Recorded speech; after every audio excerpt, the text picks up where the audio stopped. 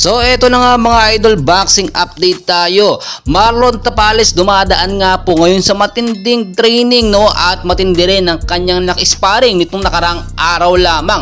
Walang iba kundi ang future champion na si Carmel Moton, which is nakita natin matindi ang kanilang naging sparring match at nakita naman natin kayang-kayang makisabay nitong si Moton dito nga po sa ating pambato na si Marlon Tapales.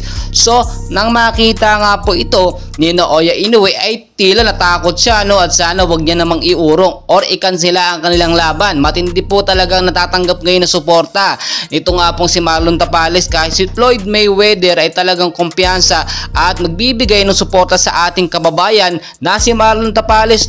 Nakita nyo naman mga training pa lang ang kanyang mga nakaka-sparring ay talagang malakasang boksingero na hindi po natin inaasahan. So kung titignan nyo, hindi natin masasabi na itong si Marlon Tapales ay hindi uubra dito nga po kay Naoya Inoue o sa halimaw ng Japan. Dahil sa mga training pa lang nakikita na natin sobrang tindi na. Isa pa, itong si Marlon Tapales, marami na po itong napatunayan na hindi natin maitatanggi talaga. Sa kabilang balita, ito naman po si Casimero Cuadro Alas ay todo pa rin ang pagpapapansin. Gustong-gusto niya kasi sana makaharap or makalaban ito nga po si Naoya Inoue, pero nauna na nga sa listahan ni Inoue itong si Marlon Tapales. So wala na magagawa rito si Casimero.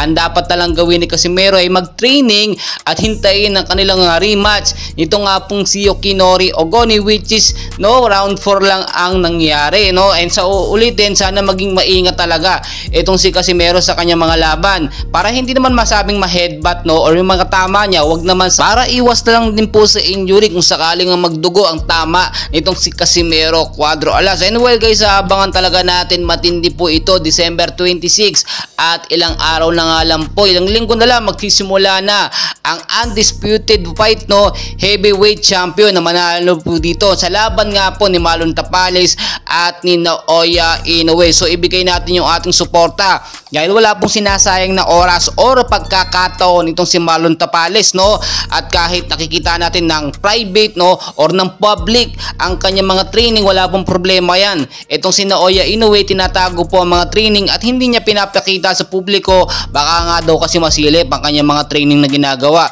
Ang kanyang mga ka-sparring ay hindi rin talaga pinapakita para hindi mahanapan ng butas or makita ang kahinaan nito nga pong halimaw ng Japan na si Naoya Inoue. Well guys, napakaraming pangaganapan na ating dapat bantayan. December 26, 2023, mark your calendar na mga idol at talagang susuportahan natin ang ating pambato na si Marlon Tapales kontra dito sa halimaw ng Japan na si Naoya Inoue. Please huwag niyo pong kalimutan mag-like and subscribe bilang suporta na rin po sa ating YouTube channel. Maraming salamat po.